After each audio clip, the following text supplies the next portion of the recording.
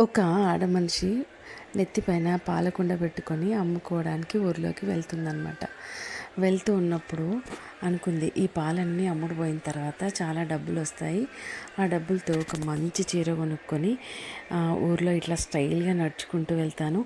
అందరూ నన్ను చూసి చాలా అందంగా ఉంది అనుకుంటారు. నేనప్పుడు చాలా గర్వంతో తల ఇలా అని తిప్పుకుంటూ వెళ్ళిపోతాను అనుకుని మనసులో అనుకుంటూ నిజంగానే తలను పక్కకు తిప్పేసింది. నెత్తిపైన ఉన్న కుండ, పాల కుండ కింద పడి పాలన్నీ కింద పడిపోయాయి, నేల మీద పడిపోయాయి. సో ఏ పనైనా చేసేటప్పుడు ఫలితం గురించి ఎక్కువగా ఆలోచించొద్దు. చేసే పని చేసుకుంటూ వెళ్ళిపోవాలి అంతే. ఫలితం వచ్చేదేదో వస్తుంది, తప్పకుండా వస్తుంది. ఒకసారి కాకపోయినా రెండోసారికైనా ఫలితం ఖచ్చితంగా వస్తుంది.